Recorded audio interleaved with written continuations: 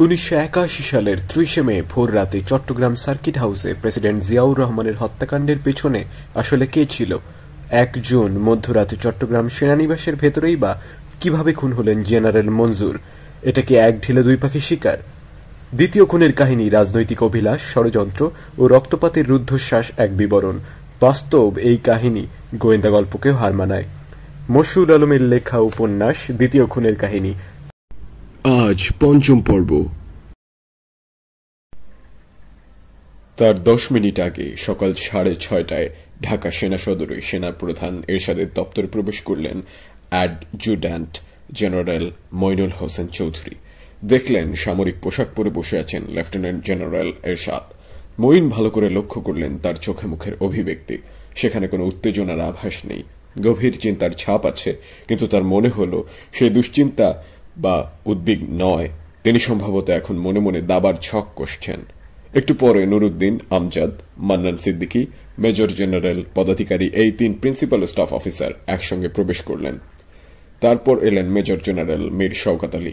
একটু পরে যোগ দিলেন অ্যান্টি এয়ারক্রাফট আর্টিলারি ব্রিগেডের কমান্ডার ব্রিগেডিয়ার মঞ্জুর রশিদ খান।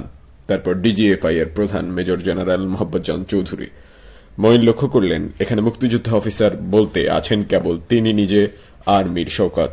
বাকি সবাই পাকিস্তান ফেরত, এবং সেটা সহ আরো বিভিন্ন কারণে সেনাপ্রধান এরশাদের প্রিয় ভাজন। শুধু মীর শওকত আর তিনিই ব্যতিক্রম। এরশাদ তাদের পছন্দ করেন না। তারই প্রযোজনায় জিয়া খুব সম্প্রতি মঈনকে সেনা সদর থেকে বদলি করেছেন বগুড়া সেনানিবাসের জিওসি হিসেবে। মাত্র 5 দিন আগে মঈন সেই বদলির আদেশপত্র হাতে পেয়েছেন। তারপর তিনি প্রেসিডেন্ট জিয়ার সঙ্গে সাক্ষাৎ করার জন্য সেনাপ্রধান এরশাদের সহযোগিতা চেয়েছিলেন, কিন্তু এরশাদ নানা অজুহাত দেখিয়ে সেটা এড়িয়ে গেছেন। মঈনের নিঃসঙ্গ বোধ হচ্ছে আরও এই কারণে যে চট্টগ্রামের জিওসি মেজর জেনারেল মঞ্জুরের সঙ্গে তার সুসম্পর্কের কথা এরশাদের সহ সকলেই জানে। মঞ্জুরও একজন মুক্তিযোদ্ধা, তার উপাধি বীর উত্তম, জিয়ার সমান, কারণ তিনিও মুক্তিযুদ্ধকালে একটি সেক্টরের কমান্ডারের দায়িত্ব পালন করেছেন। এখন প্রেসিডেন্ট জিয়া যেহেতু নিহত হলেন চট্টগ্রাম সেনানিবাসের মঞ্জুরের অধীনের অফিসারদের হাতে, সেহেতু অভিযোগের তীর এখন মঞ্জুরের দিকেই তাক করা হবে। এটা বুঝতে মঈনের একটুও কষ্ট হচ্ছে না। এরশাদ কথা শুরু করলেন, চিটাগাংয়ের ঘটনায় কারা জড়িত থাকতে পারে, আপনাদের কি ধারণা? সবাই নীরব। মঈন মনে মনে ভাবছেন এরশাদের চতুর খেলা শুরু হয়ে গেছে। কেউ কিছু বলল না। এতজন জ্যেষ্ঠ অফিসার উপস্থিত আছেন, অথচ এরশাদ সবচেয়ে কনিষ্ঠ ব্রিগেডিয়ার মঞ্জুরের দিকে তাকিয়ে বললেন, মঞ্জুর, তুমি কি মনে করো? ব্রিগেডিয়ার মঞ্জুর নির্দ্বিধায় বললেন, চিটাগাংয়ের জিওসি যে জড়িত আছেন এতে আমার কোনো সন্দেহ নাই। ক্যান্টনমেন্টে তার উপস্থিতিতে বা তার অজান্তে অন্য কারো পক্ষে প্রেসিডেন্টকে হত্যা করার অভিযান চালানো অসম্ভব। এই কথা শুনে এরশাদের চোখে ও ঠোঁটের কোণে চাপা একটা ক্রূর হাসির আভাস দেখতে পেলেন মইনুল হোসেন চৌধুরী। তিনি এখন বুঝতে পারলেন এই ব্রিগেডিয়ার এরশাদকে এমন কথাই বলল যা এরশাদের অন্য সকলের মুখে শুনতে চান। ব্রিগেডিয়ার পর্যায়ের অফিসারদের মধ্যে মঞ্জুর রশিদ খানই সম্ভবত এরশাদের সবচেয়ে প্রিয় পাত্র। এরশাদের মতো তিনিও পাকিস্তান প্রত্যাগত। মঞ্জুর 1965 সালে ভারত পাকিস্তান যুদ্ধে শিয়ালকোটের রণাঙ্গনে যুদ্ধ করেছেন। 1971 সালে মুক্তিযুদ্ধের চূড়ান্ত পর্যায়ে ডিসেম্বরের প্রথম সপ্তাহে ভারতের পশ্চিম সীমান্তে পাকিস্তান আক্রমণ শুরু করলে মঞ্জুর পাকিস্তানের পক্ষে ভারতের বিরুদ্ধে যুদ্ধে অংশ নিয়েছিলেন। অথচ বাংলাদেশ স্বাধীন হবার পর পাকিস্তান সরকার তাকে দেশে ফিরতে দেয়নি। পরের 2.5 বছর পাকিস্তানি তাকে অন্তরীণ জীবনযাপন করতে হয়েছে। ব্রিগেডিয়ার মঞ্জুরের কথার পিঠে আর কেউ কথা বললেন না, কিন্তু মঈনের পক্ষে নীরব থাকা সম্ভব হল না। তিনি মঞ্জুরের বক্তব্যের পাল্টা যুক্তি দেওয়ার চেষ্টা করলেন। এ ধরনের পারসেপশন কারো হতেই পারে, কিন্তু সেটা শুধুই পারসেপশন। আমাদের চেষ্টা করতে হবে কোথাও এভিডেন্সিয়াল কিছু পাওয়া যায় কিনা। জিওসি সবসময় সবকিছু জানবেন এটা নিশ্চিত করে বলা কঠিন। চিটাগাং ক্যান্টনমেন্টে হট হেডেড কিছু মিড লেভেলের অফিসার আছে। জেনারেল মঞ্জুরের অজ্ঞাতসারেই তারা এই ঘটনা ঘটিয়ে থাকতে পারে। এরশাদ মঈনের দিকে তাকিয়ে এমন ভঙ্গিতে আর ইউ শিওর বললেন যে মঈন মনে মনে কিছুটা দমে গেলেন। মঈন বললেন, no sir, I am not sure. I have no evidence about it, but it could be an alternative argument. There is no need of argument, বললেন এরশাদ। এবার তিনি মীর শওকতের দিকে, তুমি কি মনে করো কারা ঘটনার সঙ্গে জড়িত থাকতে পারে? মীর শওকত বললেন, I have no information, sir. It's not possible for me to tell. But what is your opinion? Without any reliable information, I can't have any opinion either, sir. Moin এরশাদের চোখে মুখে অভিব্যক্তিতে আশাহত একটা ভাব লক্ষ্য করলেন।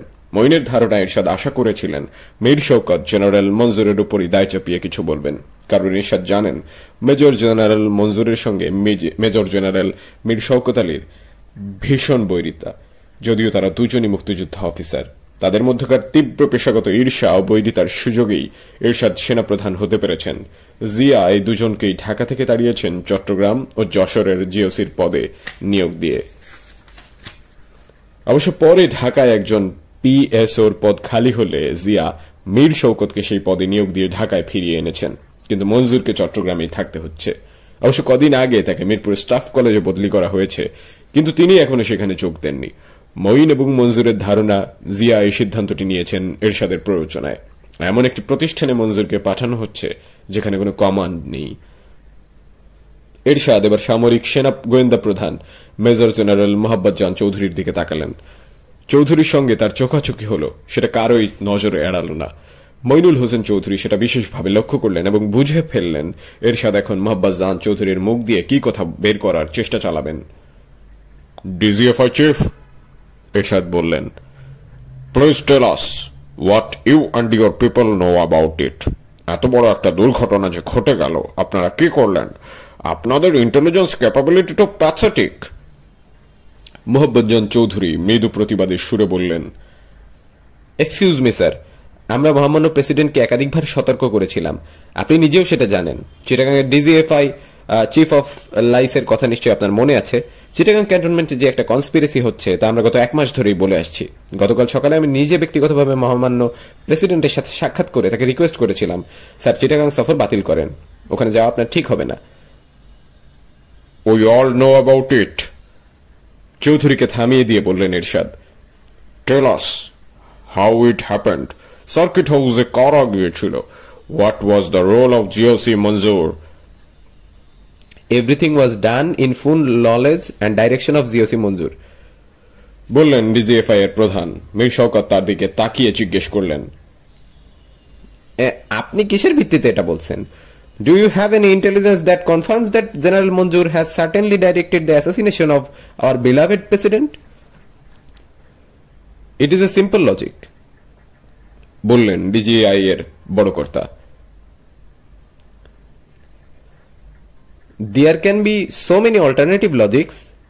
প্রতিবাদের সুরে বললেন মেজর জেনারেল মঈন।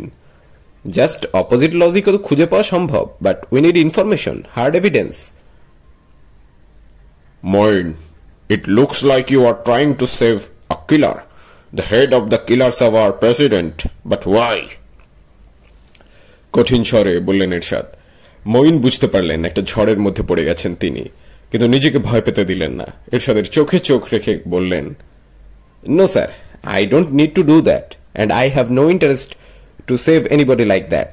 চিটাগাং ক্যান্টনমেন্টের কিছু অফিসার প্রেসিডেন্টকে হত্যা করেছে, ওই ক্যান্টনমেন্টের জিওসি হিসেবে মেজর জেনারেল মঞ্জুরকে অবশ্যই সে দায় বহন করতে হবে, কিন্তু কোনো হার্ড এভিডেন্স ছাড়া আমি নিশ্চিতভাবে বলতে পারি না যে তার নেতৃত্বে হত্যাকাণ্ড ঘটেছে। আমার বক্তব্য এটুকুই।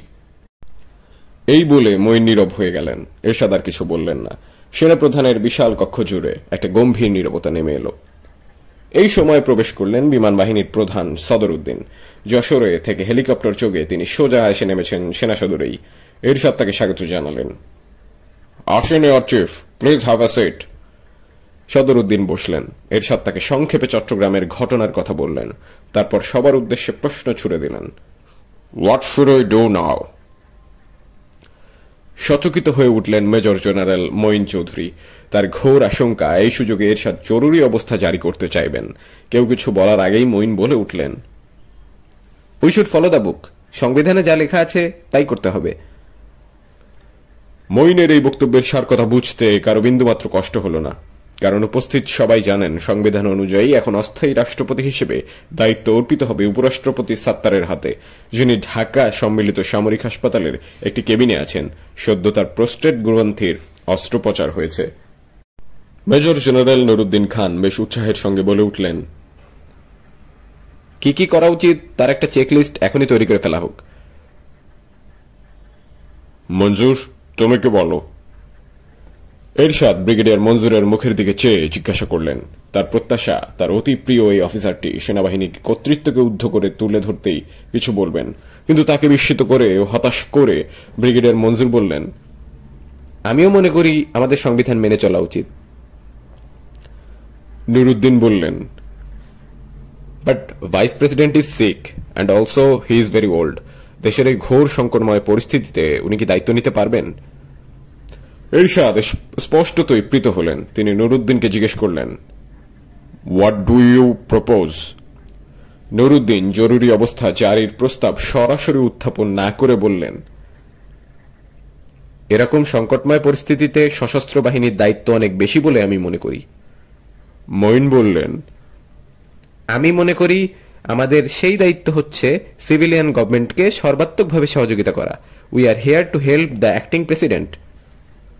মীর শওকত আলী মাথা দুলিয়ে বললেন, আমিও তাই মনে করি। ব্রিগেডিয়ার মঞ্জুর এরশাদের মুখের দিকে চেয়ে বললেন, স্যার, সংবিধানের বাইরে গিয়ে আমাদের কিছু করা ঠিক হবে না। মঈন এরশাদকে বললেন, স্যার, আপনি যদি ভাইস প্রেসিডেন্টের শয্যাপাশে গিয়ে দাঁড়াতেন তাহলে ভালো হতো। He must have been expecting you. অন্য সকলেই মাথা দুলিয়ে মঈনের প্রতি সমর্থন জানালেন। এরশাদ বললেন, okay, I am going to see him soon. আলোচনা আর এগুলো না, অফিসাররা একে একে বেরিয়ে গেলেন। এয়ার ভাইস মার্শাল সদরউদ্দিনের পাশাপাশি বের হলেন মীর শওকত ও মইনুল হোসেন চৌধুরী।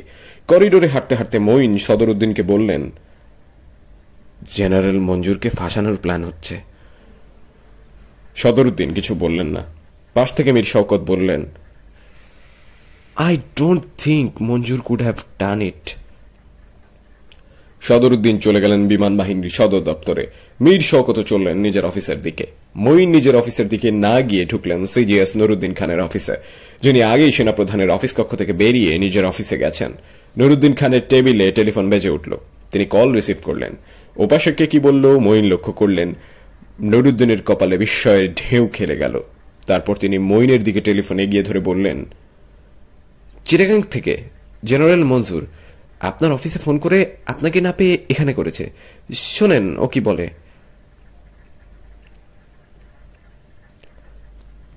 মঈন টেলিফোন রিসিভার কানে ধরলেন। হ্যালো। তিনি শুনতে পেলেন জেনারেল মঞ্জুরের চাপা নার্ভাস কণ্ঠস্বর। শোনেন, জিয়া হত্যার সঙ্গে আমার কোনো সম্পর্ক নাই, এটা আমি আপনাকে বলছি। আমি জানি আপনি আমার কথা বিশ্বাস করবেন। আমার রিকোয়েস্ট, ঢাকায় যেন সবাই শান্ত থাকে, কোনো ধরনের রক্তপাত যেন শুরু না হয়। এখানে কিভাবে কি হয়েছে সব আমি আপনাকে বিস্তারিত পরে বলবো। এখন আর বেশি কিছু বলা সম্ভব না, অসুবিধা আছে। মঈন কিছুই বলার সুযোগ পেলেন না। টেলিফোন লাইন বিচ্ছিন্ন হয়ে গেল। তিনি টেলিফোন রেখে দিলেন। দেখলেন নুরুদ্দিন তার মুখের দিকে চেয়ে আছেন ভীষণ উদ্গ্রীব হয়ে। তিনি মঈনকে জিজ্ঞেস করলেন, মঞ্জুর কি বলল? বলল ঘটনার সঙ্গে উনি জড়িত না, ঢাকায় যেন সবাই শান্ত থাকে সে অনুরোধ করলেন। আর বেশি কিছু বলতে পারলেন না। মনে হচ্ছে উনি ওখানকার হট হেডেড অফিসারদের দ্বারা ঘেরাও হয়ে আছেন। সে বলল, আর আপনি তার কথা সব এক বাক্যে বিশ্বাস করে ফেললেন? অবিশ্বাসের সঙ্গে বলল নুরুদ্দিন। মঈন কিছু বললেন না। তার মনটা ভীষণ খারাপ হয়ে গেল। তিনি নুরুদ্দিনের অফিস কক্ষ থেকে বেরিয়ে নিজের অফিসের দিকে হেঁটে গেলেন। সকাল 8:15 চট্টগ্রাম সেনানিবাসে বিভাগীয় সদর দপ্তরে পৌঁছলেন ব্রিগেডিয়ার হান্নান শাহ। প্রোটোকল অনুযায়ী তিনি প্রথমেই প্রবেশ করলেন general staff officer 1 lieutenant colonel Shafat আহমেদের অফিস কক্ষে। কোনো ভূমিকা ছাড়াই তাকে জিজ্ঞেস করলেন, শাফাত, শুনলাম প্রেসিডেন্ট আহত, তোমরা কি করেছো? শাফাত আহমেদ কি বলবেন ভাবতে লাগলেন। তিনি দেখেছেন সমস্ত চট্টগ্রাম অঞ্চলের সেনাবাহিনীর দ্বিতীয় সিনিয়র অফিসার, জিওসির পরেই যার মর্যাদা, তিনি এখনো পর্যন্ত কিছুই জানেন না। কিন্তু যে সাংঘাতিক ঘটনা ঘটে গেছে তা তিনি কিভাবে ব্রিগেডিয়ার হান্নানকে জানাবেন বুঝে উঠতে পারলেন না। তিনি ভাবছেন তার দরজার পাশে কান খাড়া করে কে দাঁড়িয়ে আছে, কি কোথা থেকে তার উপর সতর্ক দৃষ্টি রেখে চলেছে কে জানে। কারণ তিনি ফ্রিডম ফাইটার অফিসার নন। মুক্তিযুদ্ধের পুরোটা সময় তিনি আটকা পড়েছিলেন পশ্চিম পাকিস্তানে। তাই তিনিও সেই সব দুর্ভাগা অফিসারদের অন্তর্ভুক্ত, সেনাবাহিনীতে যাদের বলা হয় রিপ্যাট্রিয়েট অফিসার, চট্টগ্রাম সেনানিবাসে যারা সংখ্যালঘু। মুক্তিযুদ্ধ অফিসাররা দেশের রাষ্ট্রপতিকে হত্যা করেছে এই কথা সাফাত ব্রিগেডিয়ার হান্নানের কানে কানে ফিসফিস করে বলারও সাহস পাচ্ছেন না। তিনি নীরবে চেয়ে আছেন হান্নান চৌধুরীর কৌতূহলী মুখের দিকে। এই সময় বেসামরিক পোশাকে সাবমেশিন গান হাতে ঢুকলেন লেফটেন্যান্ট কর্নেল মাহবুব। মুক্তিযুদ্ধ অফিসারদের মধ্যে প্রথম সারির অন্যতম বলে যাকে জানেন ব্রিগেডিয়ার হান্নান শাহ, যিনি নিজে একজন রিপ্যাট্রিয়েট অফিসার এবং মুক্তিযুদ্ধ অফিসারদেরকে যিনি মনে করেন ইন্ডিয়ার পানি খাওয়া অফিসার। তিনি মাহবুবকে দেখার সঙ্গে বলে উঠলেন, এই মাহবুব, তুমি সিভিল ড্রেসে কেন? লেফটেন্যান্ট কর্নেল মাহবুবের বুঝতে বাকি রইল না যে ব্রিগেডিয়ার সাহেব এখন পর্যন্ত কিছুই জানেন না, কিন্তু তাকে জানানোর প্রয়োজনও তিনি বোধ করলেন না। তিনি বরং কৌতূহলী চোখে তাকালেন জিএসও 1 লেফটেন্যান্ট কর্নেল শাফাত আহমেদের দিকে। মাহবুবের মনে প্রশ্ন, 2 রিপ্যাট্রিয়েট অফিসার এখানে নিভৃতে কি সলা পরামর্শ করছেন? মাহবুব অনেক অধস্তন হয়েও ব্রিগেডিয়ার হান্নানের প্রশ্নে ভ্রুক্ষেপ করলেন না দেখে হান্নান ধমকের সুরে বললেন, তোমার তো থাকার কথা ছিল হিল ট্র্যাক্সে, তুমি এখানে কি করছো? মাহবুব এবার কোনো উত্তর না দিয়ে সাবমেশিন গান হাতে পায়চারি করতে লাগলেন। শাফাত ও হান্নান শাহ অবাক হয়ে চেয়ে রইলেন তার দিকে। একটু পরে মাহবুব ব্যস্ত পায়ে বেরিয়ে গেলেন। সঙ্গে সঙ্গে হান্নান শাহ সাফাতের দিকে তাকিয়ে বললেন, কি ব্যাপার সাফাত, ঘটনা কি? ঘটনা স্যার খারাপ। এই সময় জিওসি মঞ্জুরের ডাক এলো। ব্রিগেডিয়ার হান্নান ও শাফাত সেখান থেকে বেরিয়ে পাশেই একটা বড় হল ঘরে ঢুকলেন, যেখানে আরো অনেক অফিসার জড়ো হয়েছেন। মঞ্জুর তাদের উদ্দেশ্যে বক্তৃতা করছেন, কিন্তু তার কথাগুলো ভীষণ এলোমেলো। কখনো বলছেন দেশ রসাতলে গেছে, আকণ্ঠ দুর্নীতিতে নিমজ্জিত হয়ে পড়েছে সরকার। কখনো বলছেন রাষ্ট্রপতি জিয়া দুর্নীতিবাজ ও লম্পট এরশাদকে সেনাবাহিনীর প্রধান হিসেবে নিয়োগ দিয়ে সেনাবাহিনীর সর্বনাশ করেছেন। আবার কখনো বলছেন সরকারের কোনো দক্ষতা নেই, দেশ চালানোর কোনো যোগ্যতাই নেই। আবার বলছেন জিয়া এরশাদকে অতিরিক্ত প্রশ্রয় দিয়েছেন, আর এরশাদ সেনাবাহিনীর মধ্যে করাপশন ঢুকিয়ে দিয়েছেন। এরশাদের কুকীর্তির লম্বা ফিরিস্তির শেষে জেনারেল মঞ্জুর গলা পরিষ্কার করে বললেন, বিপ্লবী কাউন্সিল রাষ্ট্র ক্ষমতা নিজের হাতে তুলে নিয়েছে।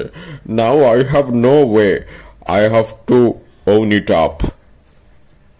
এই সময় ঢুকলেন লেফটেন্যান্ট কর্নেল মতিউর রহমান। তার পরনে সামরিক পোশাক, হাতে সাবমেশিন গান, চোখ দুটি ভয়ানক লাল, ভীষণ উদ্ভ্রান্ত চেহারা। জেনারেল মঞ্জুর কথা বলতে বলতেই মতির দিকে তাকালেন। মতি সমবেত অফিসারদের সঙ্গে সারিবদ্ধ চেয়ারে না বসে এগিয়ে গেলেন জেনারেল মঞ্জুরের দিকে। মঞ্জুরের বক্তৃতা থেমে গেল। তিনি বিস্মিত চোখে তাকিয়ে রইলেন মতির দিকে। মতি একদম কাছে গিয়ে তার কানের কাছে মুখ নিয়ে ফিসফিস করে কিছু বললেন। মঞ্জুর চোখ তুলে তাকালেন সারিবদ্ধ চেয়ারে উপবিষ্ট অফিসারদের দিকে। প্রথম সারিতে বসা ব্রিগেডিয়ার হান্নানের উপর তার দৃষ্টি স্থির হল। হান্নান জিওসি মঞ্জুরের উদ্দেশ্যে বললেন, sir, May we know where has president Zia and how is he now? GOC উত্তরে কিছু বলার আগেই মতি হান্নানের দিকে চেয়ে ঠোঁট শক্ত করে ভীষণ আক্রোশের সুরে বললেন, হি ইজ ডেড। ব্রিগেডিয়ার হান্নানের চোখ দুটি বিস্ময়ে বিস্ফারিত হল। মতি সবাইকে স্তম্ভিত করে দিয়ে ব্রিগেডিয়ার হান্নানকে দেখিয়ে উঠে বললেন, sir, he should be killed right now. সে হাড়ে মজ্জায় জিয়ার লোক। জেনারেল মঞ্জুর থতমত খেয়ে গেলেন। তিনি দেখতে পাচ্ছেন সাবমেশিন গানের ট্রিগারে মতির ডান হাতের তর্জনী। তাকে এমনই উদ্ভ্রান্ত দেখাচ্ছে যে জেনারেল মঞ্জুর কি করবেন বা কি বলবেন ভেবে পেলেন না। ব্রিগেডিয়ার হান্নান শাহ উঠে দাঁড়িয়ে বললেন, sir, anybody can kill anybody if he has a weapon in his hand. I don't have a weapon, কিন্তু স্যার আমাকে মেরে ফেললে আপনারা কেউ বাঁচতে পারবেন না। বললাম না এটা জিয়ার চেলা, চিৎকার করে উঠলেন লেফটেন্যান্ট কর্নেল মতি। এবার জেনারেল মঞ্জুর তাকে ধমক দিয়ে উঠলেন, এই মতি, থামো, তোমরা কেউ পাগলামি করবে না। আমার হুকুম ছাড়া কেউ একটা কথা বলবো না। যাও গিয়ে বসো চুপচাপ। হান্নান, তুমি বসো। ব্রিগেডিয়ার হান্নান তার চেয়ারে বসলেন। লেফটেন্যান্ট কর্নেল মতি ও মাহবুব সহ কয়েকজন অফিসার বেরিয়ে গেলেন। মঞ্জুর গলা পরিষ্কার করে বললেন, গত রাতে কিছু অফিসার প্রেসিডেন্ট জিয়াকে হত্যা করেছে। একটু থামলেন, আবার গলা পরিষ্কার করে নিয়ে বললেন, ফ্রিডম ফাইটার অফিসারদের মনে দীর্ঘদিন ধরে জমে ওঠা ক্ষোভের বহিঃপ্রকাশ এই হত্যাকাণ্ড। তারা সীমাহীন বৈষম্যের শিকার হয়ে আসছে বহুদিন ধরে। এরশাদের মতো লম্পট দুর্নীতিবাজ রিপ্যাট্রিয়েট অফিসারকে আর্মি চিফ করা হয়েছে, আর সেই লম্পট আর্মির মধ্যেও করাপশন ঢুকিয়েছে। প্রেসিডেন্ট জিয়ার সরকার দেশটাকে রসাতলে নিয়ে গিয়েছিল। এটুকু বলে আবার থেমে গেলেন তিনি। আর বিশেষ কোনো কথাই খুঁজে পেলেন না। শুধু বললেন, ঘটনা যখন ঘটেই গেছে, এখন আর আমাদের পিছু হটার উপায় নেই, এখন সামনে এগিয়ে যেতে হবে। এটুকু বলে আবার থামলেন, মনে মনে নিজেকেই প্রশ্ন করলেন সামনে কোথায়। তারপর অফিসারদের উদ্দেশ্যে বললেন, আপনারা আপনাদের মতামত নির্দ্বিধায় বলতে পারেন। সব অফিসার একসঙ্গে হাত তুলে উঠে বলল, স্যার আমরা আছি আপনার পাশে। তাদের মধ্যে একজন উঠে দাঁড়িয়ে অন্যদের উদ্দেশ্যে বলল, আমাদের শুধু হাত তুলে সমর্থন জানালে চলবে না, শপথও নিতে হবে। মুক্তিযোদ্ধা অফিসাররা জানে এই অফিসারটি মুক্তিযোদ্ধা ছিল না। সে শপথ নিতে হবে বলে ছুটে বেরিয়ে গেল এবং মুহূর্তের মধ্যে ফিরে এলো একটি কোরআন হাতে নিয়ে। সেটি রাখলো জিওসির সামনে টেবিলের ওপর এবং প্রবল উৎসাহের সঙ্গে ডাকতে লাগলো সবাইকে, আসেন আসেন, শপথ নেন। অফিসাররা সারি ধরে একে একে কোরআন শরীফ স্পর্শ করে বেরিয়ে যেতে লাগলো। শেষ পর্যন্ত হলঘরটিতে রয়ে গেলেন জেনারেল মঞ্জুর, ব্রিগেডিয়ার হান্নান শাহ আর ইস্ট বেঙ্গল রেজিমেন্ট সেন্টারের পরিচালক ব্রিগেডিয়ার আজিজ। হান্নান শাহ চোখের ইশারায় কোরআন ছুঁতে নিষেধ করছেন আজিজকে। জেনারেল মঞ্জুর চেয়ে আছেন তাদের দুজনের দিকে। হান্নানের ব্যাপারটা তিনি বুঝতে পারছেন। হান্নানের জিয়া ভক্তি তার ভালোভাবে জানা আছে, কিন্তু ব্রিগেডিয়ার আজিজের দিকে চেয়ে তিনি বিভ্রান্ত। তিনি আজিজকে বললেন, আজিজ, সবাই শপথ নিল, তুমি নিলে না? ব্রিগেডিয়ার আজিজ ফ্যালফ্যাল করে চেয়ে রইলেন ব্রিগেডিয়ার হান্নান শাহের দিকে। হান্নান শাহ জেনারেল মঞ্জুরকে বললেন, স্যার শপথ নিতে হবে কিভাবে? আপনার প্রতি এলিজিয়েন্স সেটা তো স্যার আমাদের আছে। আপনি আমাদের এরিয়া কমান্ডার, ওর জিএসি, এলিজিয়েন্স তো আছেই। কোন এলিজিয়েন্সে শপথ নিতে হবে? If it is for running the country, তাহলে তো আমাদের কনস্টিটিউশন আনতে হবে, আর কনস্টিটিউশনে লেখা আছে to serving the president. Moti বলে গেল প্রেসিডেন্ট জিয়া মারা গেছেন, তাহলে sir who is the president now? আপনি কি স্যার নিজেকে প্রেসিডেন্ট ডিক্লেয়ার করছেন? না, আমি কিছু করিনি। ওরা বিপ্লবী কাউন্সিল গঠন করেছে, আমাকে কাউন্সিলের হেড বানিয়েছে। স্যার এটা একটা কথা হলো? আপনি যদি নিজেকে প্রেসিডেন্ট হিসেবে ডিক্লেয়ার করতেন তাহলে একটা কথা ছিল। ওরা তো আমাকে আর্মি চিফ হিসেবে ঘোষণা দিয়েছে। স্যার আর্মি চিফ হতে গেলেও তো শপথ লাগে। জেনারেল মঞ্জুর এবার কি বলবেন ভেবে পেলেন না। তাকে ভীষণ বিভ্রান্ত দেখে ব্রিগেডিয়ার হান্নান শাহ বললেন, স্যার এগুলো কিছু হবে না, সোলজাররা মানবে না। অফিসাররা ভয়ে আপনার সামনে শপথ নিয়ে বেরিয়ে গেল, বাইরে গিয়ে স্যার একটারও কথা ঠিক থাকবে না। Then what shall I do? Sir আমি আপনাদের মধ্যে এসবের মধ্যে নাই। আমি বিএমএ কমান্ড্যান্ট, আমার কাজ ক্যাডেট তৈরি করা। আপনি চিফ হলেও ওই কাজ আমি করে যাব, জেনারেল এরশাদ থাকলেও করে যাব। জেনারেল মঞ্জুর চুপ করে কিছু ভাবতে লাগলেন। তিনি আর এই দুই অফিসারকে কোরআন ছুঁয়ে শপথ নেওয়ার জন্য পিড়াপিড়ি করতেলেন না। ব্রিগেডিয়ার হান্নান তাকে বললেন, স্যার আমি এখন যাই। জেনারেল মঞ্জুর একটু ভেবে গম্ভীর স্বরে বললেন, ঠিক আছে যাও, কিন্তু কোনো রং মুভ নিবা না। স্যার একটা কথা বলি। কি? স্যার এসবের সমাপ্তি কোথায়? সমাপ্তি হবে স্যার নেগোসিয়েশনের মাধ্যমে। আচ্ছা তুমি এখন যাও হান্নান। আর নেগোসিয়েশনের আগে স্যার অনেক কিছু ঘটবে। What do you mean? Sir আপনি যেমন আমাকে বিশ্বাস করবেন না, তেমন আমি এখানে আছি বলে এরশাদ সাহেব আমাকে বিশ্বাস করবেন না। উনি ভাববেন হান্নান শাহ জেনারেল মঞ্জুরের লোক, আর আপনার অফিসাররা এখানে বলছে আমি সিয়ার লোক। Hannan, what we need most at the moment is unity. Right, sir. Unity in the whole army.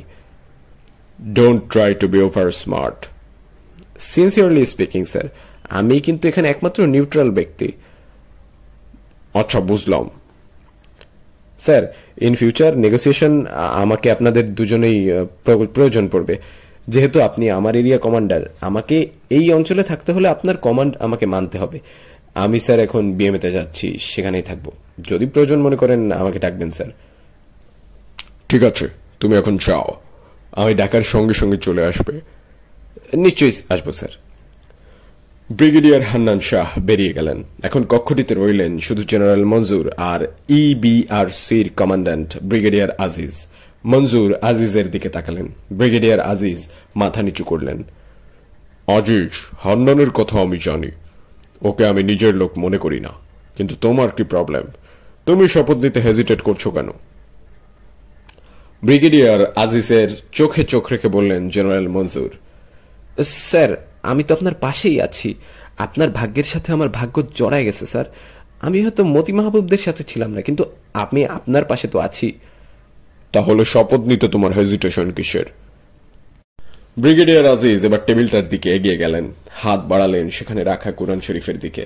General মঞ্জুর দেখতে পেলেন আজিজের বাড়িয়ে দেওয়া হাতটির আঙ্গুলগুলো তীর তীর করে কাঁপছে। আজিজ, তুমি কি ভয় পেয়েছ?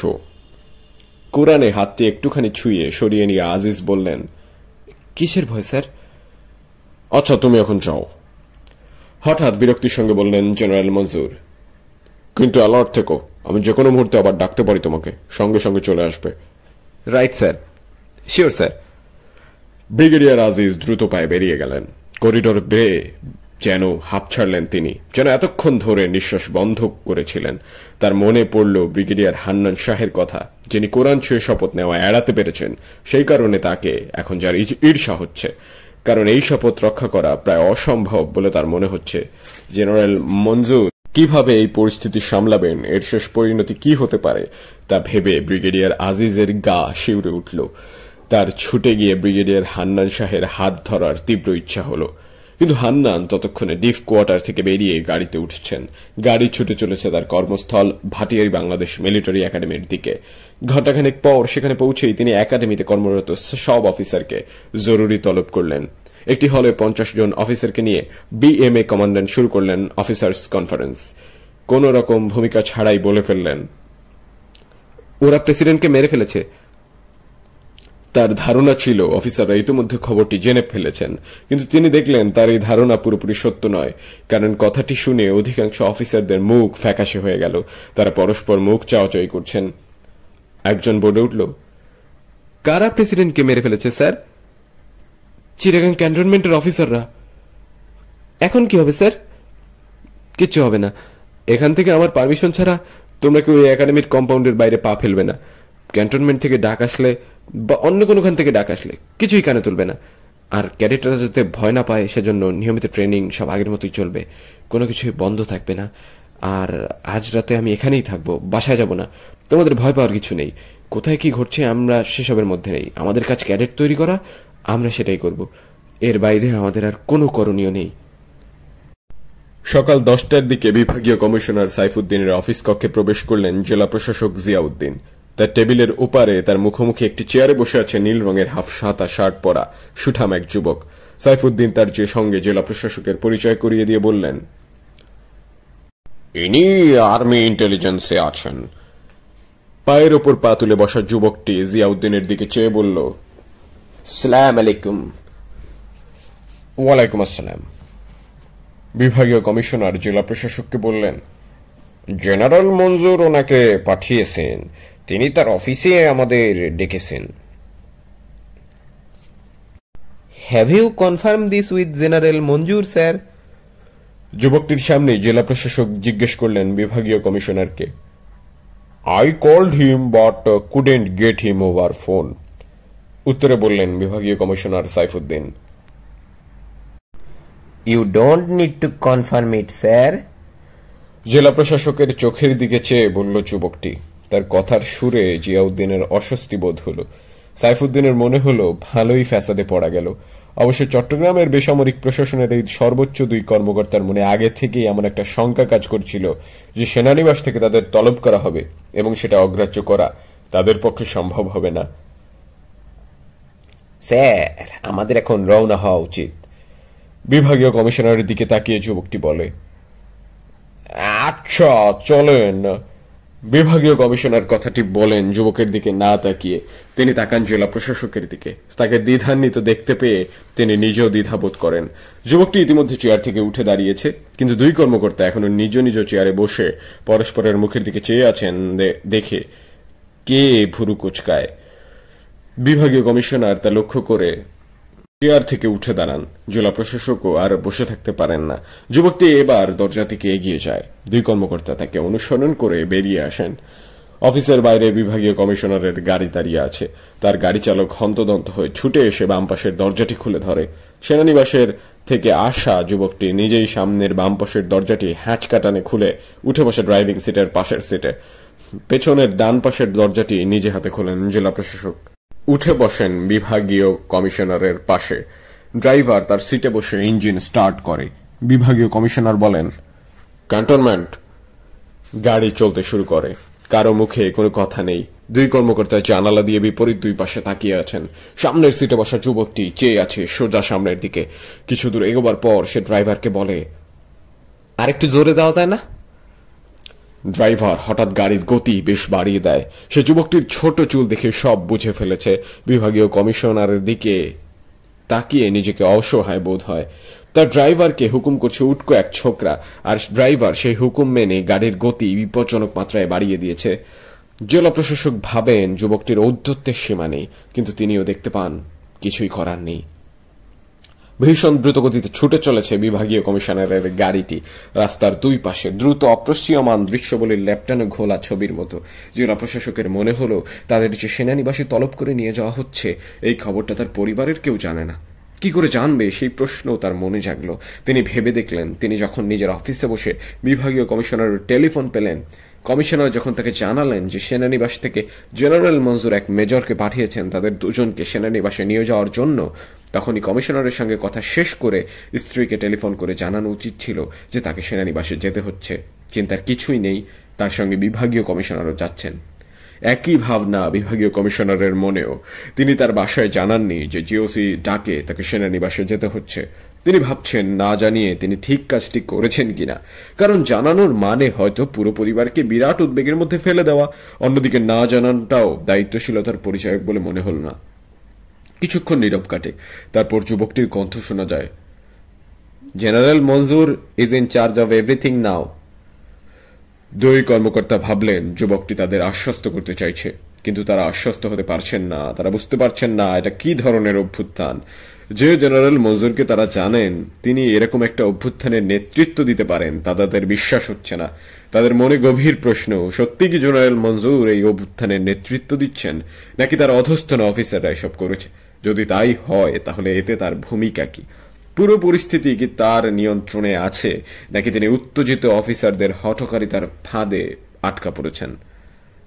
Everything is going to be okay. আবার যুবকটির কণ্ঠস্বর, তার মানে কি কোনো কিছুই ঠিক নেই? দুই কর্মকর্তার মনে সংশয় আরো গভীর হচ্ছে। সব এলোমেলো হয়ে গেছে, ওরা সব লেজে গোবর করে ফেলেছে। গাড়িটি সেনানিবাসের ভেতরে ঢুকে পড়ল। চারদিকে অস্বাভাবিক নির্জনতা।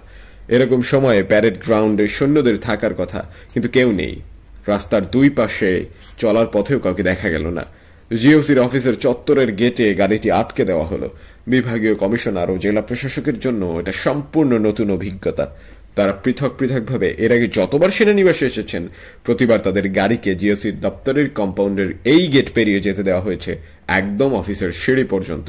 কিন্তু আজ গেটের সৈনিকটি হাত তুলে চিৎকার করে ড্রাইভারকে বলল, থামেন, গাড়ি ভিতরে যাবে না। ড্রাইভারের পাশের সিট থেকে লাফ দিয়ে নেমে পড়ল যুবক গোয়েন্দা সেনা অফিসার, যার পরনে সামরিক উর্দি নেই। সে গটগট করে এগিয়ে গেল সৈনিকটির দিকে। সৈনিক জোরে বুট ঠুকে তাকে স্যালুট করলো। গাড়িতে বসে দুই কর্মকর্তা দেখতে পেলেন অফিসে ক্রেটে প্রহরারত সৈনিকটি কিছু বলল। উত্তরে সৈনিকটি এদিক ওদিকে হাত দেখিয়ে দ্রুত ঠোঁট নেড়ে কথা বলে চলল। এক পর্যায়ে অফিসার কিছু বললে সে সঙ্গে সঙ্গে থেমে গেল। যুবক অফিসার ফিরে এলো গাড়ির কাছে। Sorry sir. বিভাগীয় কমিশনারের দিকে তাকিয়ে এসে বলল, এখানেই নামতে হবে। ড্রাইভার সঙ্গে সঙ্গে নেমে এসে তার কর্তার সিটের পাশের দরজাটি খুলে ধরল। বিভাগীয় কমিশনার নামলেন, আর জেলা প্রশাসক নিজেই তার পাশের দরজা খুলে গাড়ি থেকে নামলেন। তাকালেন চারপাশে।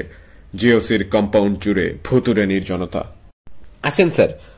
বিভাগীয় কমিশনারের উদ্দেশ্যে কথাটি বলে জিওসির অফিস বিল্ডিং এর দিকে তাকিয়ে হাঁটতে শুরু করলেন গোয়েন্দা যুবক। আকাশ মেঘলা, ভীষণ ভ্যাপসা গরম। গাড়ি থেকে নামার পরই ভীষণ ঘামতে শুরু করেছেন দুই কর্মকর্তা। এখন যুবক সেনা অফিসারটির পেছনে হাঁটতে হাঁটতে তাদের মনে হচ্ছে প্রাণ বেরিয়ে যাবে। অফিসারটি গটগট করে হেঁটে যাচ্ছে। দুই কর্মকর্তা অনেকটা পেছনে পড়ে গেছেন। তারা দ্রুত পা চালানোর চেষ্টা করছেন, কিন্তু তাদের মনে হচ্ছে পা আড়ষ্ট হয়ে গেছে। গেট থেকে জিওসির দপ্তরের বিল্ডিং পর্যন্ত প্রায় 250 গজ হেঁটে আসার পর দুই কর্মকর্তার জিভ বেরিয়ে গেল। বিল্ডিং এর সিঁড়ির গোড়ায় দাঁড়িয়ে তারা দেখতে পেলেন অফিসারটি তরতর করে উঠে যাচ্ছে সিঁড়ি বেয়ে। তার পায়ের গোড়ালিতে যেন স্প্রিং বসানো আছে। বিল্ডিং এ ঢোকার পর যুবকটি তাদের নিয়ে চলল জিওসি মঞ্জুরের ব্যক্তিগত সহকারীর অফিস কক্ষের দিকে।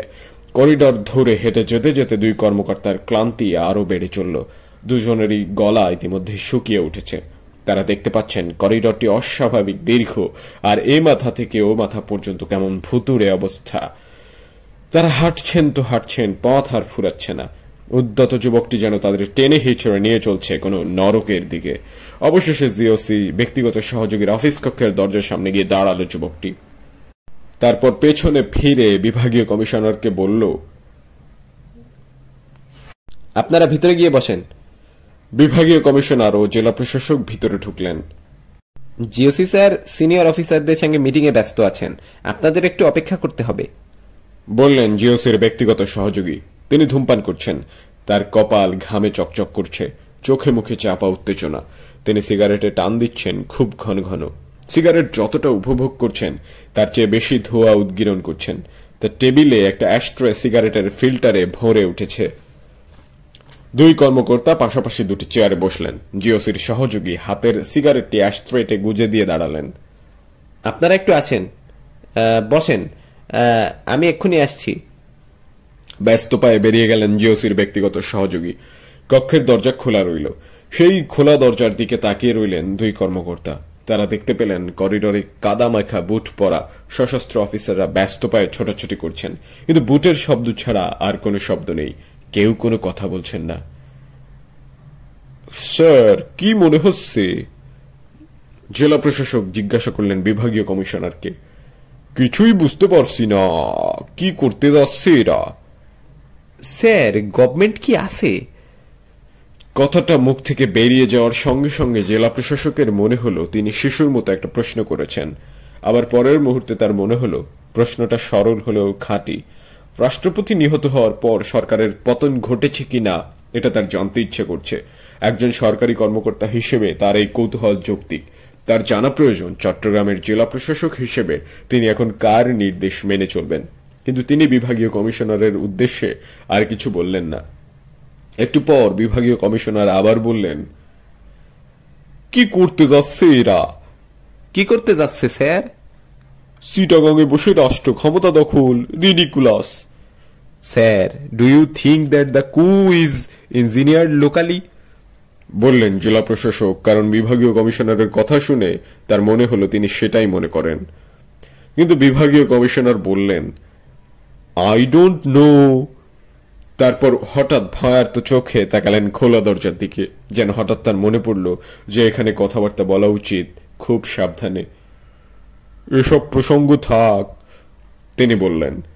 জেলা প্রশাসক নীরব হয়ে গেলেন। তার গলা ইতিমধ্যে শুকিয়ে কাঠ। এক গ্লাস পানি কিংবা এক কাপ চা পেলে ভালো হতো, কিন্তু সেরকম কোনো ব্যবস্থা এখানে আছে বলে তার মনে হলো না। ব্রহ্মতালু শুকিয়ে গেছে বিভাগীয় কমিশনারেরও। তিনিও চায়ের কথাই ভাবছেন। এই সময় জিওসির সহযোগী অফিসার ফিরে এসে নিজের চেয়ারে বসলেন।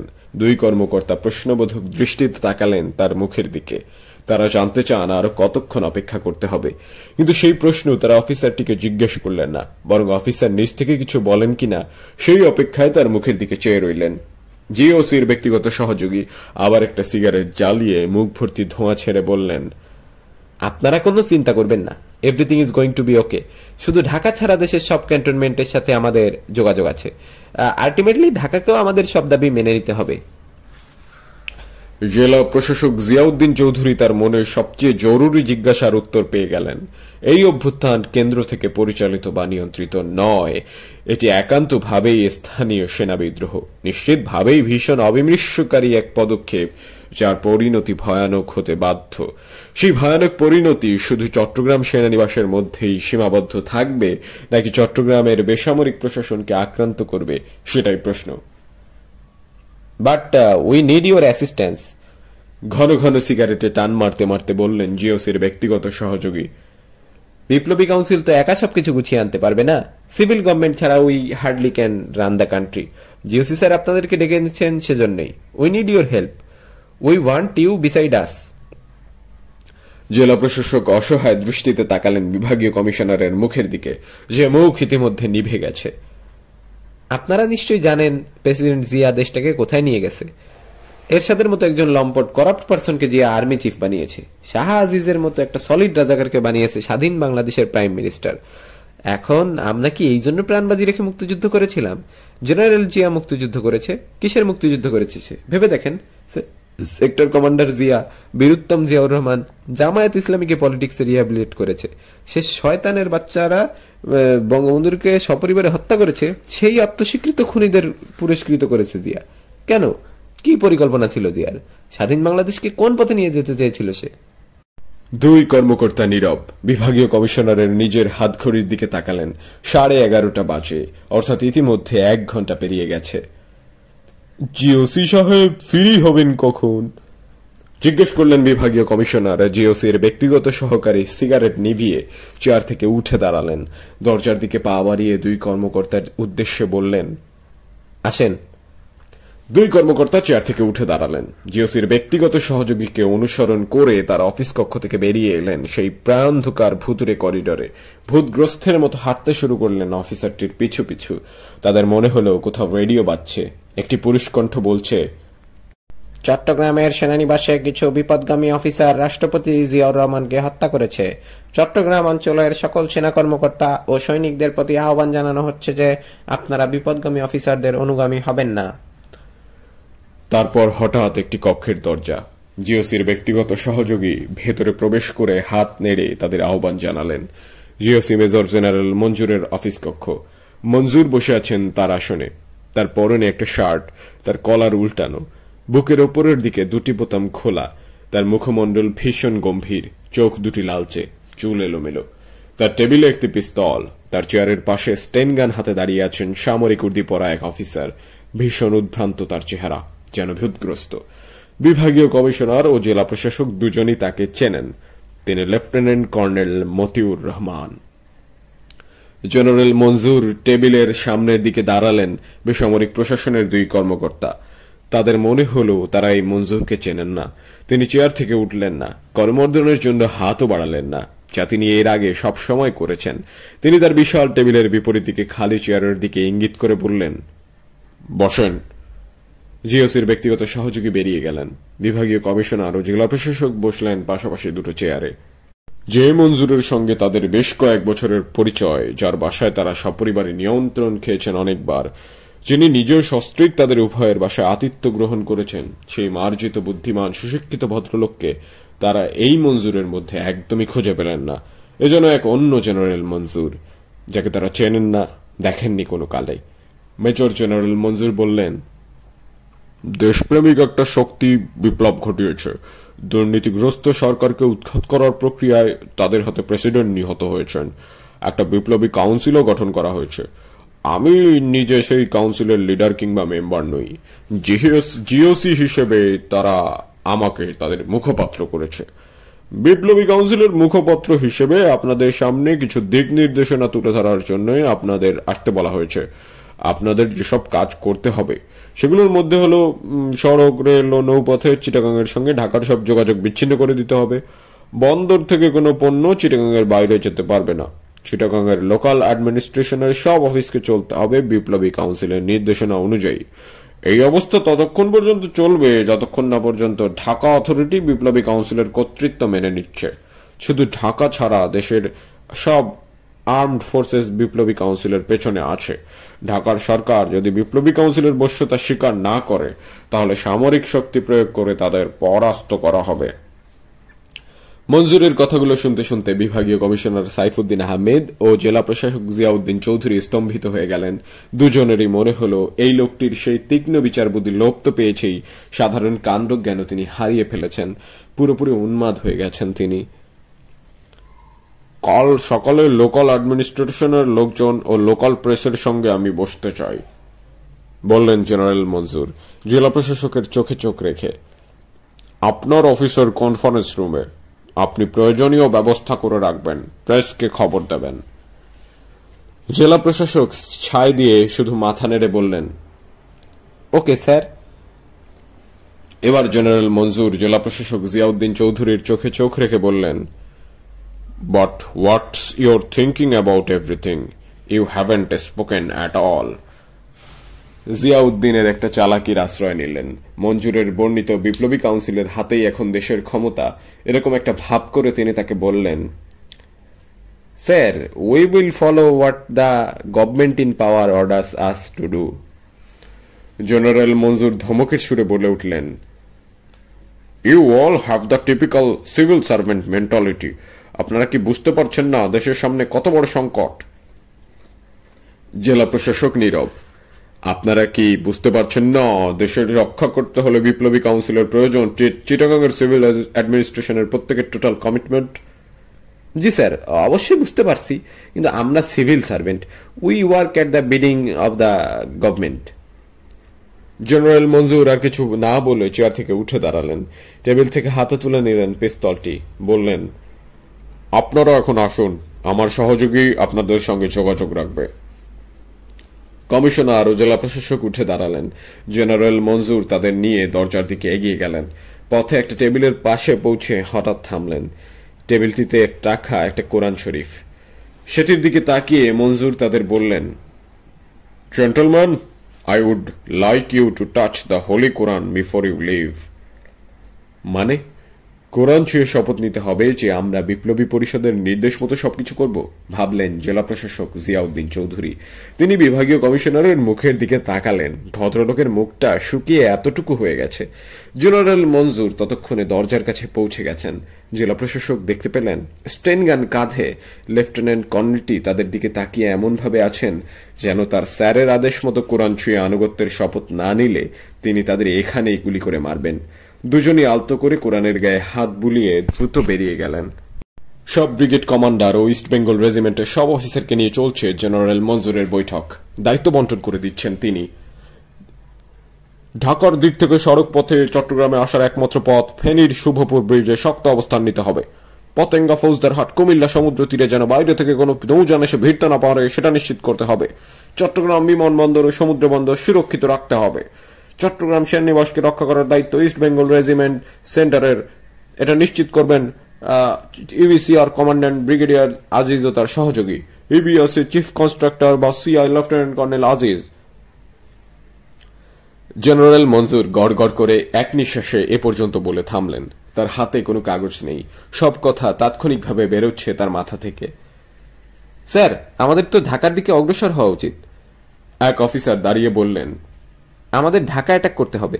ঢাকার উপর আক্রমণ শুরু হয়ে গেলে অন্যান্য ক্যান্টনমেন্ট থেকে ফ্রিডম ফাইটার অফিসাররা এসে আমাদের সাথে যোগ দেবে। তাকে সমর্থন জানিয়ে আরেকজন বললেন, জি স্যার, আমাদের বসে থাকলেও চলবে না, অবশ্যই ঢাকা অ্যাটাক করতে হবে। তার দেখা দেখি আরো 2-3 জন উঠে দাঁড়ান। একসঙ্গে তারা কথা বলতে শুরু করেন। জেনারেল মঞ্জুর তাদের থামিয়ে দিয়ে বলেন, তোমরা বসো, মাথা গরম করো না। এখন মাথা গরম করলে চলবে না। আমাদের আগে আক্রমণ করা যাবে না। এখন আমাদের এগোতে হবে ডিফেন্সিভ প্ল্যানে। স্যার, ডিফেন্সিভ প্ল্যানে আগে আমরা কি করব? বিপ্লবী কাউন্সিল দেশের ক্ষমতা নিয়ে আনিছে, এখন এখান থেকে দেশ চলবে বিপ্লবী কাউন্সিলের নির্দেশে। কিন্তু সেটা কি চিটাগাঙে বসে থাকলে হবে স্যার? আমাদের কি কেন্দ্র দখল করতে হবে না? ওইদিকে ঢাকা রেডিও থেকে উল্টাপাল্টা প্রচার শুরু হয়ে গেছে। এইভাবে চলতে থাকলে তো স্যার দেশের অন্যান্য ক্যান্টনমেন্ট ডিমোরালাইজড হয়ে পড়বে। তুমি বসো। ঢাকা আক্রমণ করার আগে এখানে আমাদের অনেক কিছু করার আছে। চিটাগাং সিটিকে তো সিকিউর করতে হবে। এখানকার পাবলিকের তো বুঝতে দিতে হবে বিপ্লব কাউন্সিল দেশের জন্য, জাতির জন্য রিয়েলি মিনিংফুল কিছু করছে। দেশটা যাতে এরশাদ আর শাহ আজিজের মতো রাজাকারদের হাতে চলে না যায় সেটা যে আমরা এনশিওর করতে চাই, সেই বিশ্বাস তো আগে এখানকার পাবলিকের মনে সৃষ্টি করতে হবে। এই কথা বলে চট্টগ্রামের বিভিন্ন স্থানে সেনাবাহিনী মোতায়েনের দায়িত্ব ভাগ করে দিতে লাগলেন জেনারেল মঞ্জুর। তারপর 69 ইনফ্যান্ট্রি ব্রিগেডের মেজর খালেদকে বললেন, তুমি চিটাগাংয়ের বিভিন্ন পার্টির পলিটিক্যাল লিডারদের সঙ্গে যোগাযোগ করো। তাদের বোঝাও যে জেনারেল জিয়ার অ্যান্টি লিবারেশন আইডিওলজির দিন শেষ হয়ে গেছে। এখন আর এই দেশে শাহ আজিজের মতো রাজাকারদের জায়গা হবে না। জিয়া যে জামায়াতে ইসলামীকে রাজনীতিতে রিহ্যাবিলিটেট করেছে তাদেরও আর পলিটিক্স করতে দেওয়া হবে না। যে জন্য আমরা মুক্তিযুদ্ধ করেছিলাম সেই সুখী সমৃদ্ধ বাংলাদেশ গড়ে তোলার জন্য আমরা দায়িত্ব নিয়েছি। রাইট স্যার, বললেন মেজর খালেদ। জিওসি মঞ্জুর এবার বললেন, শুভপুর ব্রিজ সিকিউর করবে কে? ওটাই একমাত্র সড়ক পথ ঢাকা কুমিল্লার দিক থেকে চিটাগাংয়ের দিকে আসার। ওই ব্রিজে শক্তভাবে অবস্থান নিলে সড়ক পথ সিকিউর হয়ে গেল। রাইট স্যার, বললেন লেফটেন্যান্ট কর্নেল মতি। আমরা শুভপুর ব্রিজ সিকিউর করব। ওই পথে কেউ চিটাগাংয়ের দিকে আসতে পারবে না। জলদি করো মতি, বললেন জেনারেল মঞ্জুর। যাকে যেখানে দায়িত্ব দেওয়া হয়েছে সবাই নিজ নিজ দায়িত্বের জায়গায় চলে যাও। এখানে আর টাইম নষ্ট করার দরকার নেই। মিটিং শেষ। উঠে দাঁড়ালেন জিওসি মঞ্জুর। তার দেখা দেখে উঠে দাঁড়ালেন অন্যান্য অফিসাররাও।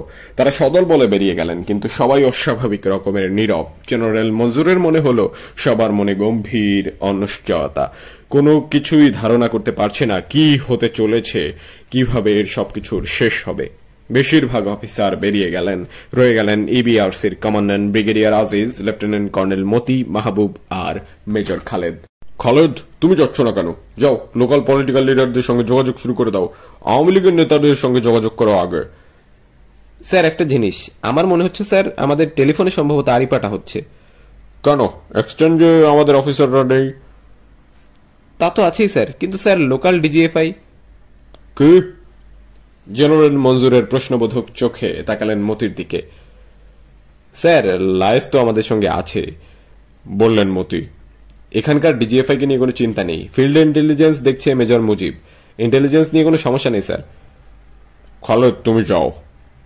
Right sir. বেরিয়ে যেতে উদ্যত হলেন মেজর খালেদ। শোনো, বললেন মঞ্জুর। মেজর খালেদ থেমে গেলেন। টেলিফোনে কথা বলে তো কাজ হবে না। তুমি পলিটিক্যাল লিডারদের সঙ্গে দেখা করো, তাদের বাসায় যাও, তাদেরকে বোঝাও। Right sir. বেরিয়ে গেলেন মেজর খালেদ। এবার মতি বললেন, স্যার, ঢাকা রেডিও থেকে কন্টিনিউয়াস বলে যাচ্ছে এখানকার সব অফিসার সোলজার যেন আমাদের পক্ষ ত্যাগ করে হাতিয়ার নিয়ে ক্যান্টনমেন্ট থেকে বেরিয়ে হয়ে যায়। আমাদের তো কিছু একটা করতে হয়। কি করতে চাচ্ছ? ঢাকাকে বলতে হবে এসব অপপ্রচার বন্ধ করতে। আগে আপনার কথা বলার দরকার নেই, আমি সিজিএস নুরুদ্দিনের সঙ্গে কথা বলি। নুরুদ্দিন কি তোমার সঙ্গে কথা বলতে রাজি হবে? কেন রাজি হবে না স্যার? অবশ্যই রাজি হবে। আর্মি চিফের সঙ্গে কথা বলতে চাইলে সেও রাজি হবে, কিন্তু স্যার এর সাথে সঙ্গে আমি কথা বলতে চাই না। আগে সিজিএস এর সঙ্গে কথা বলে দেখি। জেনারেল মঞ্জুর দেখতে পেলেন লেফটেন্যান্ট কর্নেল মতির মাথাটা খারাপ হয়ে গেছে। বদ্ধ উন্মাদ হয়ে গেছেন তিনি। সেনাবাহিনীর সমস্ত প্রোটোকল, নিয়ম কানুনের কথা তিনি ভুলে গেছেন। দেখো চেষ্টা করে, কিন্তু কি বলবে সিজিএস কে? কেন স্যার? বলবো ঢাকা রেডিওকে আজে বাজে প্রচারণা বন্ধ করতে হবে। বলবো যে আমাদের সঙ্গে তাদের নেগোসিয়েশনে আসতে হবে। সেজন্য সিজিএস আর এমএসপি কে বলবো হোম মিনিস্টারকে সাথে নিয়ে চিটাগাং চলে আসেন, মুখোমুখি আলোচনা হবে। তোমার কি ধারণা তারা আসবে? কেন স্যার, কেন আসবে না? জেনারেল মঞ্জুর দেখতে পেলেন তার এই অফিসারটির মাথা পুরোটাই নষ্ট হয়ে গেছে। তিনি আর এ বিষয়ে কোনো কথা বললেন না। হঠাৎ তার মনে পড়ল সেই সকাল থেকে মেজর মুজাফফরকে একবারও তিনি দেখতে পাননি। যে মুজাফফর তাকে টেলিফোনে প্রেসিডেন্ট নিহত হওয়ার খবরটি জানিয়েছিলেন।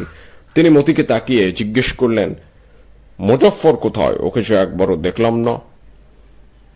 মতি বললেন, স্যার মুজাফফরকে সার্কিট হাউসে পাঠিয়েছি। আবার? মতির কথা শেষ হতে না হতেই চাপা স্বগতোক্তি বেরিয়ে এলো জেনারেল মনসুরের গলা থেকে।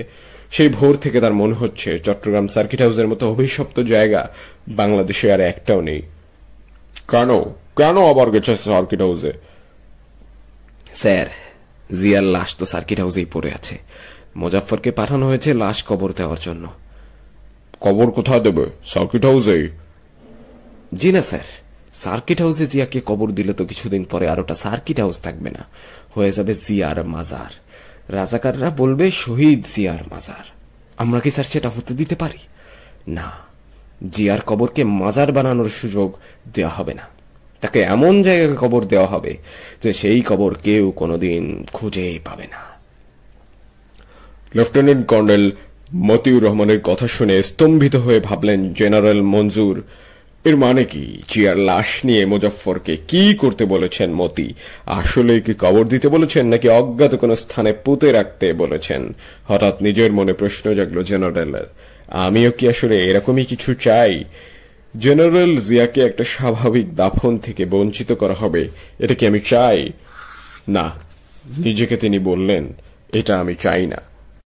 মতি, ঠিক করে বলো তো, জিয়ার ডেড বডি তুমি মুজাফফরকে কোথায় নিয়ে যেতে বলেছ? দূরে কোথাও স্যার, শহর থেকে অনেক দূরে, পাহাড়ে, যেন তার কবরটাকে কেউ মাজার বানানোর সুযোগ না পায়। আমরা ভুলি নাই স্যার, বঙ্গবন্ধুকে হত্যা করে ওরা তার লাশ টুঙ্গিপাড়ায় নিয়ে গিয়ে কবর দিয়ে এসেছে। রাজধানী ঢাকার মাটিতে বঙ্গবন্ধুকে জায়গা পর্যন্ত দেওয়া হয়নি, অথচ তার ফ্যামিলির বাকি সব সদস্যকে কবর দেওয়া হয়েছে ঢাকায়। তুমি কি মেজর মুজফ্ফরকে বলে দিয়েছ জিয়াকে যেন ইসলামী নিয়ম অনুযায়ী দাফন করা হয়? জি স্যার, সব বলে দেওয়া হয়েছে। কিন্তু দাফন করার জন্য তো মৌলবী লাগবে। পাহাড় জঙ্গলের মধ্যে মুজফ্ফর মৌলবী পাবে কোথায়? পেয়ে যাবে স্যার, ও ম্যানেজ করে নেবে। এত সামান্য বিষয় নিয়ে স্যার আপনার চিন্তা না করলেও চলবে। লেফটেন্যান্ট কর্নেল মতি এমন সুরে শেষ বাক্যটি বললেন যেন তিনি জেনারেলকে থামিয়ে দিলেন। জেনারেল মঞ্জুর এ বিষয়ে আর কোনো কথা বললেন না।